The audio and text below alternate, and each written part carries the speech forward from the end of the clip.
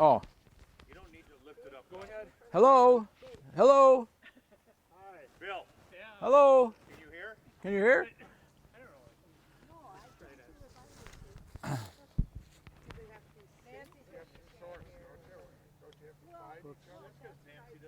Single.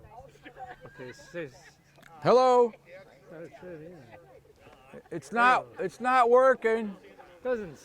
We have I'm hearing it good enough. So go ahead. I'll just talk loud. We have equipment failure already. So, Forts Henry and Donaldson campaign of 1862. That's what they called this.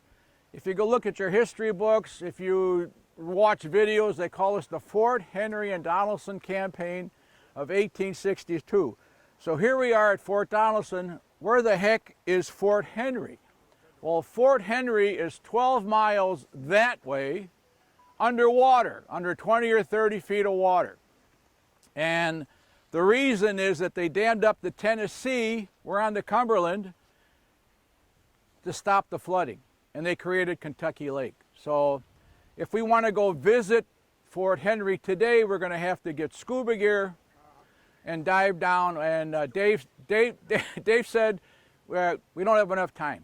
So, so later on, but out of Fort Henry, 12 miles away, that's where General Grant, on February the 11th, 1862, he's marching this way with 15,000 men, 4 batteries of artillery, and 1 regiment of U.S. cavalry. They're coming this way. Anyway, sadly for the record, just so all you know, a large portion of this battlefield is gone. Now, this didn't become a park until 1928. That was long after Gettysburg, long after Shiloh, long after Antietam. And what happened in 1929? The great stock market crash. And we were in a depression until the World War II. So before they could get any money to buy more land or property around Fort Donelson, it was already built up. If you leave the park, and that way is the Winds Ferry Road. That was probably the most important one, the Forge Road. Those are all covered now with homes and businesses. Now you can get down there, and the park does offer, there's a book you can buy. It's the cast iron monuments that you see at all the different parks. You can buy that book, and using a van or a car, you can tour the outside area of Fort Donelson. But the motor coach, I would have to have Carmen drive down roads that are horrible, windy roads, driving through subdivisions and private property, and there's no place for him to park, and there's no place for him to turn the bus around. So one day we'll have to come back here with a caravan and visit the different parts of the battlefield that way. Now, the story of Fort Donelson. There were 2.5 miles of trenches that surrounded this entire fort. Now, the governor of Tennessee, Governor Harris, as early as April 21st, 1861, just a few weeks after Fort Sumter, he looks at the map, and this is a big thing. Everybody looks at the map and he says, the most vulnerable point I have for my state is the Mississippi River and the Tennessee and Cumberland rivers. He says, we have to fortify the Tennessee, and we have to fortify the Cumberland River, and we have to fortify the Mississippi River. So he sends a group or a survey party down here, and they pick Dover, Tennessee. We'll drive through Dover in a little bit. And they also pick a site, Fort Henry, which is 12 miles away. Now, what was that for? Basically, that was to protect Nashville, Tennessee, like they saw in the movie, Nashville, Clarksville, Tennessee, the interior of the state. If those 2 forts fell, Tennessee would be basically the heartland occupied by the Union. So from the beginning of the war in April of 1861, out in the west we had 2 rivers. I said that, Mississippi, the Tennessee, and the Ohio. Fortunately for us, Governor Yates of Illinois, Cairo, Illinois, he ordered the occupation of Cairo on April 25th, 1861. So Cairo was occupied by Union forces on April 25th, 1861. Missouri and Kentucky were considered border states. They said they wanted to be neutral in the Civil War. Well, both those states, in May of 1861, Missouri went to war with itself with a thing called the Cap Jackson Massacre. Have you heard of that? Okay, some of you have. Anyway, there was a party of secessionists that went in. They had an annual camp for their Missouri State Guard, uniformed State Guard, but a lot of them were pro-secessionists. You had General Nathaniel Lyon in the arsenal at St. Louis with Frank Blair Jr. They sent spies into their camp. They set up, there was 800 men inside the camp, and they learned that their plans were to attack the St. Louis arsenal and seize all the guns there. Almost 50,000 guns were in St. Louis. So General Lyon forms up 3 regiments of Union German militia. They surround the camp, they tell them to surrender, give up their arms, and they're all under arrest for treason. They're marching on the way back. A shot rings out. They don't know where it came from. One of the officers of the 3rd Missouri is struck in the leg. He falls off his horse. Rocks begin to be thrown. These are all pro-secessionist, pro-Southern people that wanted Lyon to release these 800 men. They said it was illegal. You couldn't arrest them. But anyway, the German soldiers turn around with that shot and they fire a volley into the crowd. 23 men, women, and children are killed. And with that, Missouri went to war with itself. That's when we had now, that was May and July. General Fremont arrives in Missouri to take over the Western Department. In Kentucky, which is just north of us, Governor Harris was so happy that Kentucky was neutral because he had the whole state of Kentucky and the Ohio River north of that as a block between the Union side and his state down here in Tennessee. Well, that was broken in September of 1861. General Gideon Pillow, he's a character. I mean, I had some notes on General Pillow, but basically he was noted for, during the Mexican War, he built a series of fortifications and he put the revetment, or that big spot there, he put it on the wrong side. So they called him Wrong Side Pillow for the rest of his career. But he was a political general. He fought in the Mexican War. When the war started out here, Governor Harris of Tennessee made him in command of the Provisional Army of Tennessee. Now, Tennessee didn't leave the Union until June 28, 1861. But Pillow was out here. And Simon Bolivar Buckner hated Pillow. He hated him. The two of them never got along. So anyway, where was I? So we're back here. Tennessee River, Cumberland River, and the Mississippi River. Now, on September the 4th, Pillow goaded General Polk in Columbus to occupy Paducah. We were in Paducah a little while ago. General Grant in Cairo, now Grant became district commander in August of 1861. He arrived in Cairo on September 1st, 1861. He sees that Polk has crossed the river and he's now in Columbus, Kentucky. So Grant says, we're going to take Paducah. So Grant takes Paducah on September the 6th, followed by Smithland, Kentucky. Now Paducah is where the mouth of the Tennessee flows into the Ohio. And Smithland, Kentucky is where the Cumberland River, which we are on right now, flows into the Ohio. By September 25th, all 3 of those river junctions are in Union hands. In the meantime,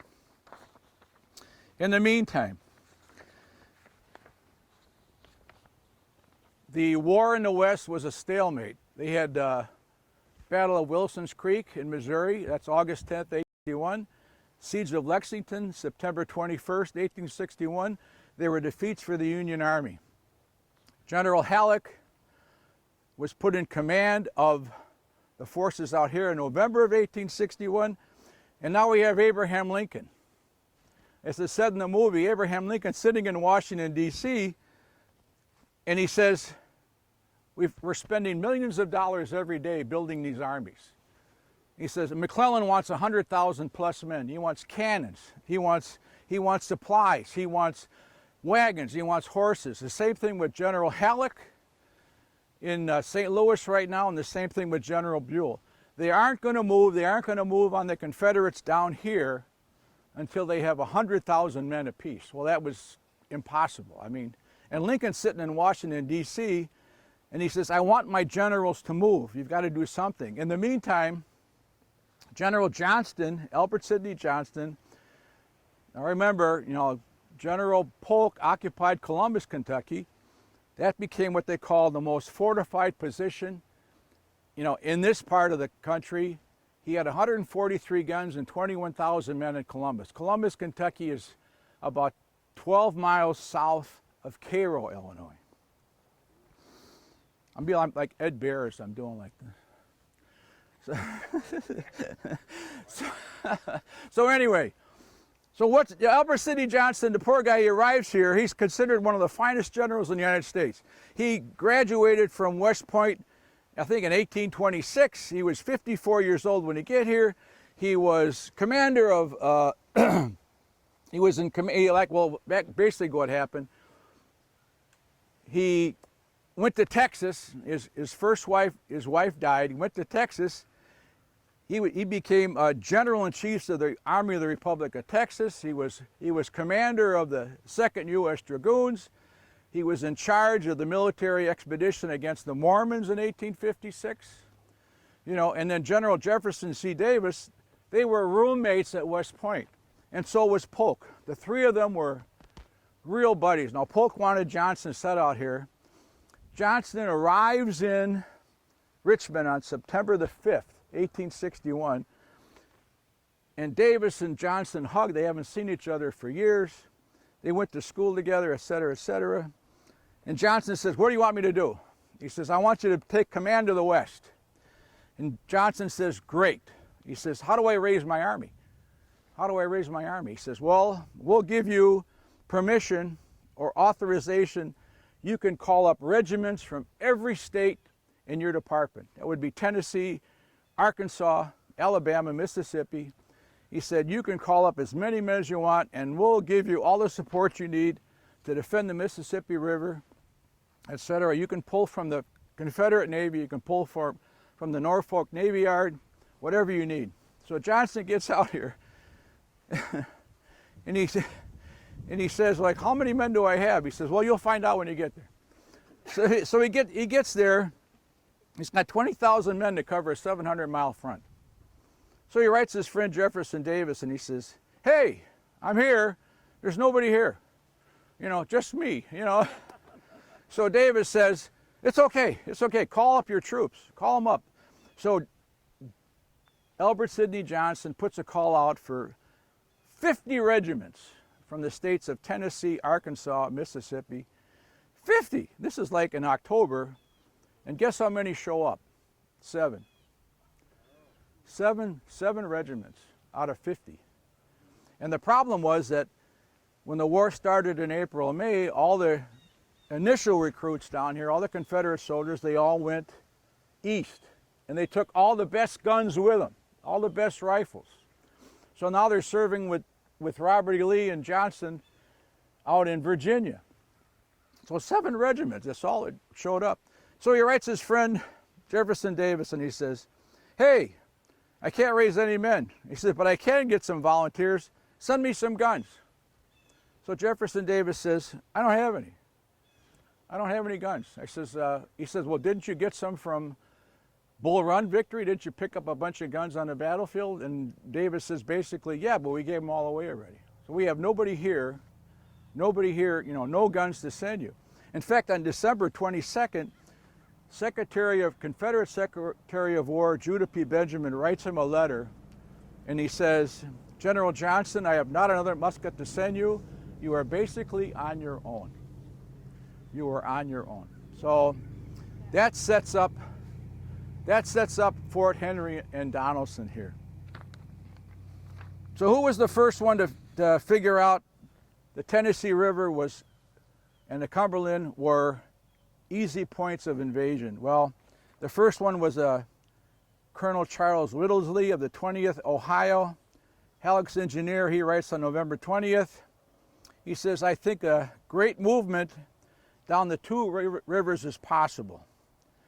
Then we have, so he was probably the first one in writing. That was November 20th. So he looked at the map and he says, Tennessee River, this is where we're going to go. Then you have General Sherman, who was sitting in the Planter Hotel in St. Louis, and he was there with Halleck and his chief of staff, General Cullom, and there's a map spread out on Halleck's table. And he said, gentlemen, where's the Confederate line? So Halleck's got a big pencil in his hand. Cullom takes the pencil and he draws a line through Bowling Green, Kentucky. That's where Johnston was. That was his headquarters. And he draws a line through the Tennessee and Cumberland rivers over to Columbus, Kentucky. And he says, gentlemen, where's the best place to cut this? Where's the best place to attack?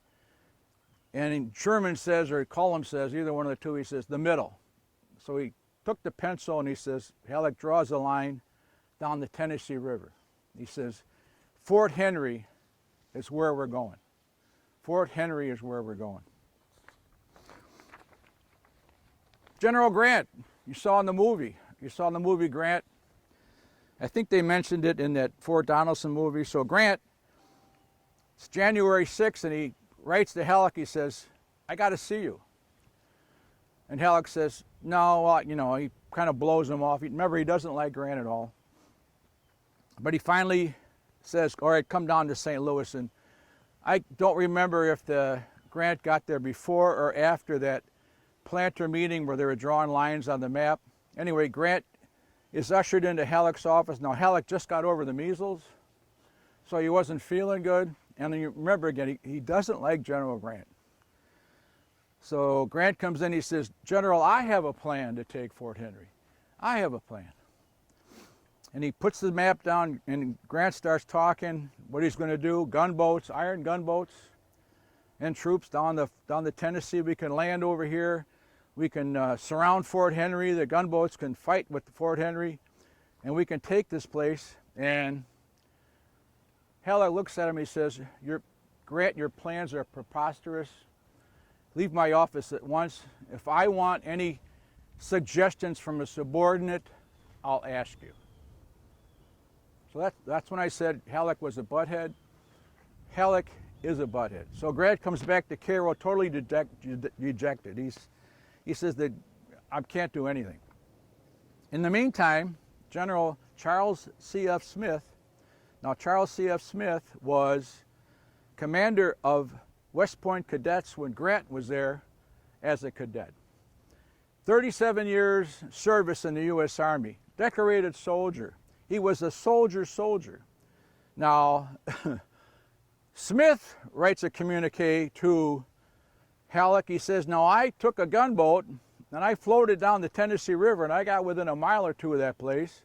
He says, it's a very small fort, there's nothing there. They might have 2,600 men at Fort Henry. He says, I got 12,000. Grant's got 12,000 up north. We can come down here. We can come down here with Foote's ironclads. We can take Fort Henry. Simple. All right?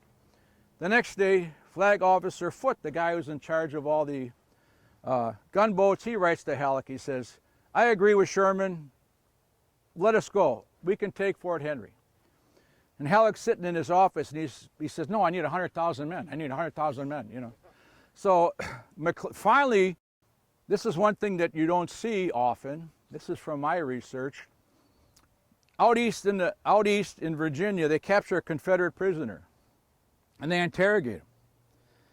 And he tells them, he says, hey, General P.T.G. Beauregard is on his way to Tennessee with 15 regiments of the finest Virginia regiments we have to reinforce Fort Henry and reinforce Albert Sidney Johnston. Now McClellan immediately sends a telegram to Halleck. He says, you've got to get your men to move. They're about to be reinforced from the east. Well, Beauregard arrives with nobody, just himself, okay? There were no 15 regiments. But in the meantime, on January 30th, 1862, Halleck says, move with all haste to secure Fort Henry on the Tennessee River before reinforcements could arrive from Virginia or Confederate Department Number 2 under Johnston. So Grant throws everybody on steamboats, 15,000 men. They come down, they land north of Fort Henry. They surround the place. In the meantime, here comes Foote. We'll talk more about Foote and Fort Henry, the naval battle there. But Fort Henry surrenders on February 6th. That was the one item out here in the West that General Johnston feared more than anything else. But General Johnston never reinforced poor Tillman. That was Lloyd Tillman. That was the house we were supposed to visit in Paducah. That was his house. So Tillman's down at Fort Henry. The day the gunboats arrived, he's writing letters to General Polk and General Johnson. He says, I need reinforcements at once. I only have 2,600 men down here. They are very poorly armed and very poorly trained. He says, and Grant's got thousands of men coming down here. He says, you have to support me at once. Johnston doesn't do anything. Tillman loses heart.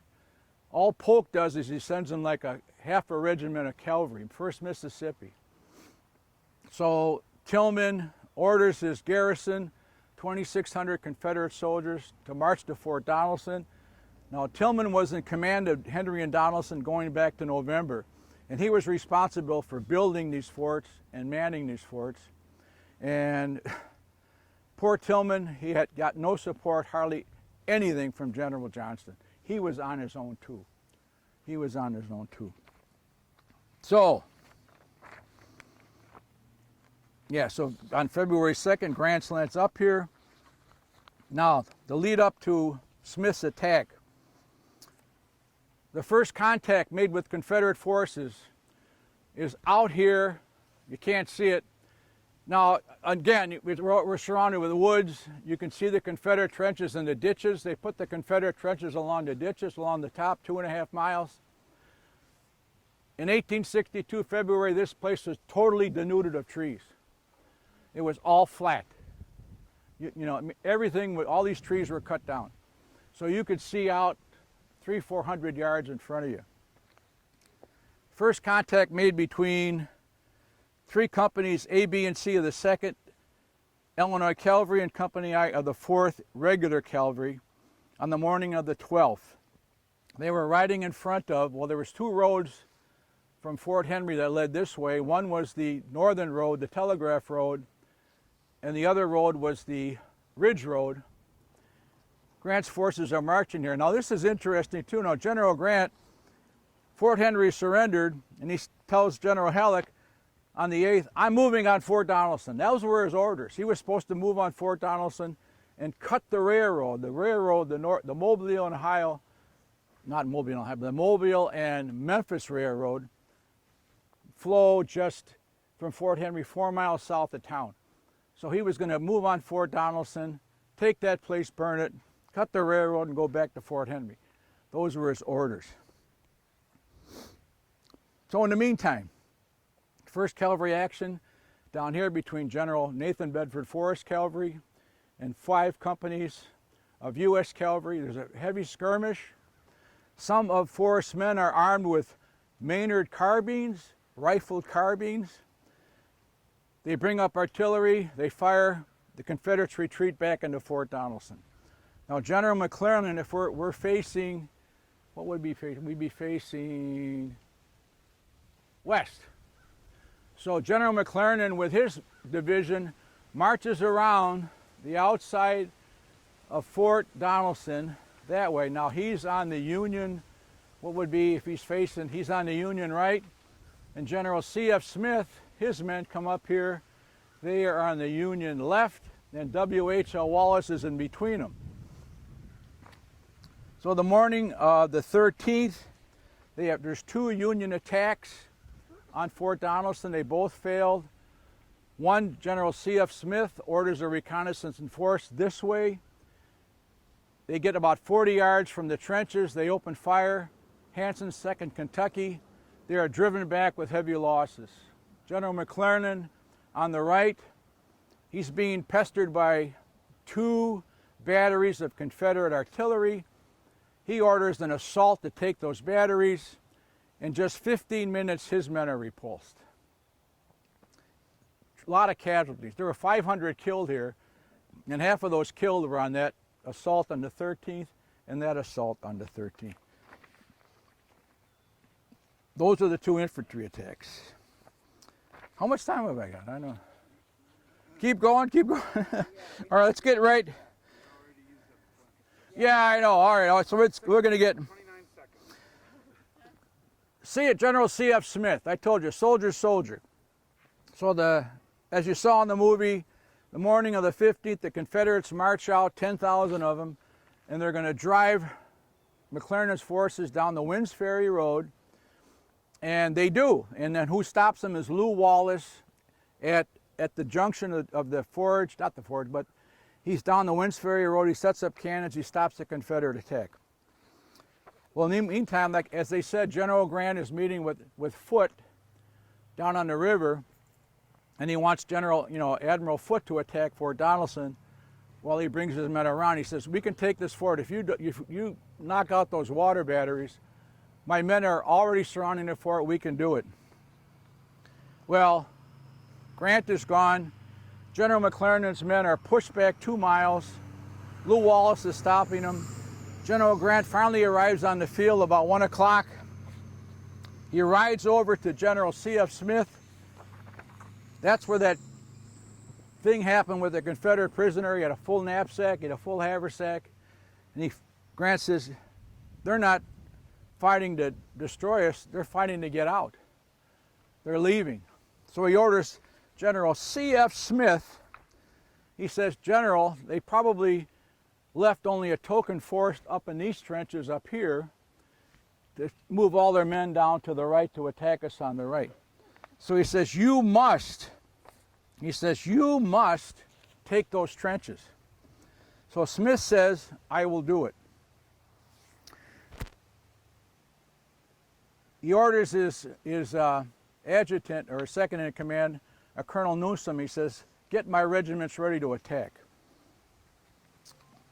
Sunday morning.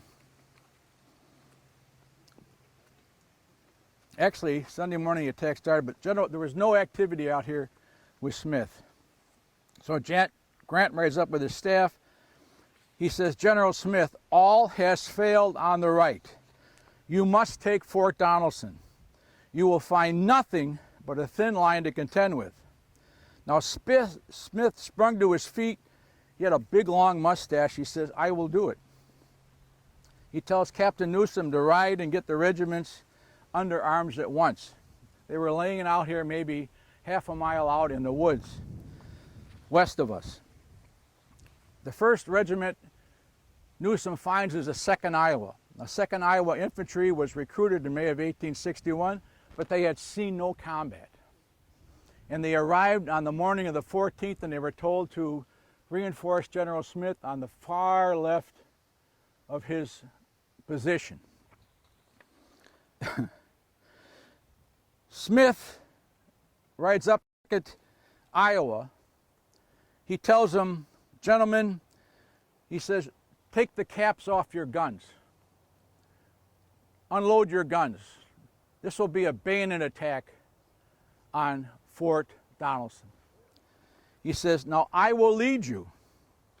He says, you must rely on the bayonet. If you succeed in driving the enemy from this position, it will be the key to the fort. Reserve your fire until you're in the works.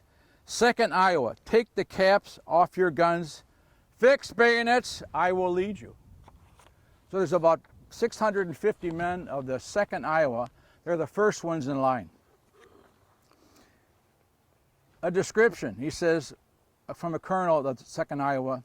We then moved in the following order. The 2nd Iowa in front, the 7th Iowa and 25th Indiana, 14th Ohio, and 7th Illinois to our right, moving out of the woods on the left flank.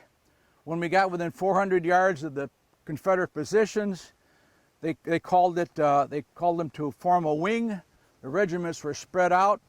At the bottom of the hill, the Confederates had cut down trees, formed an obstruction. They call them abatis, sharpened stakes.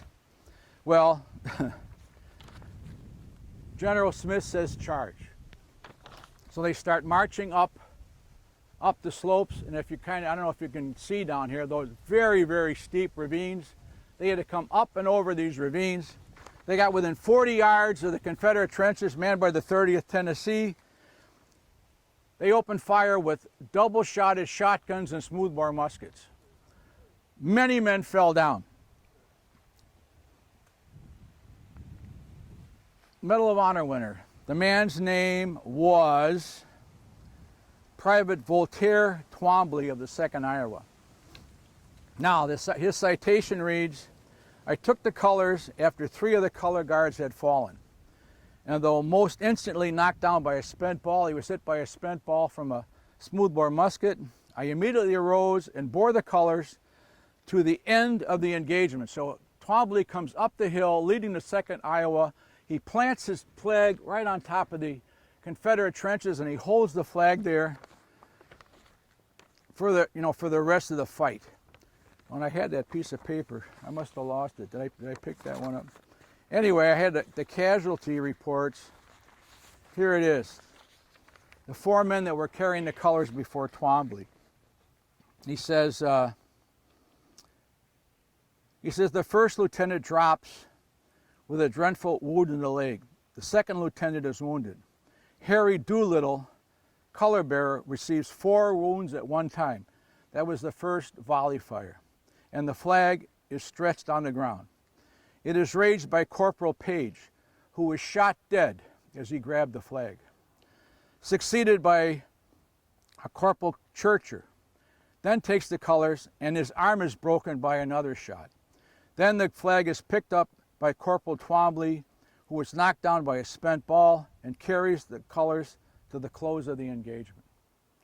So the 2nd Iowa gets up here with the 25th Indiana, 52nd Indiana, 7th Illinois. Smith has got 4 regiments up here in the trenches. The Confederates, from the morning attack, were ordered back into their trenches. That's another story we'll talk about. But as soon as they get up here, Buckner comes in, and he sees the Union Army in these trenches, and he orders a counterattack. The 2nd Iowa and Buckner's men meet in the middle of no man's land, they call it. There's a fierce hand-to-hand fight. Confederates bring up cannons, but neither side will give. Neither side will give. So the 2nd Iowa, because of their performance being in a new Green Regiment, they were given the order by General C.F. Smith to lead the Union Army into the works at Fort Donelson after the surrender on April the 16th. And that's C.F. Smith's attack. Water. I just heard from Susan. She says, see you soon. It's already 10 o'clock. So we got to get. Oh, yeah. We got to get going. Okay. Back to the coach. Yeah. Yes. Say cavalry. We're ready. How do I look? If you could just tape it right here. Yep. Anyway. Give it a few seconds yet. No, we're ready, but waiting for people to get off. Yes, sir.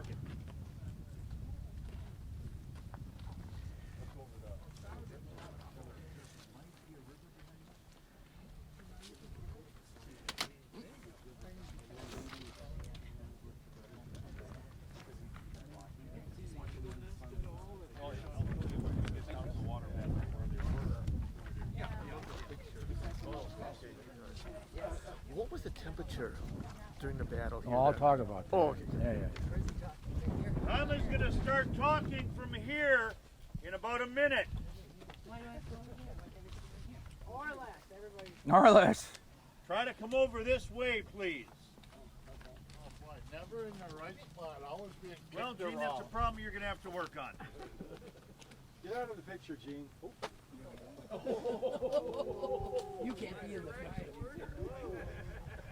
Some people just gotta be on On TV. 5, Tom, on 5. Cone in your head.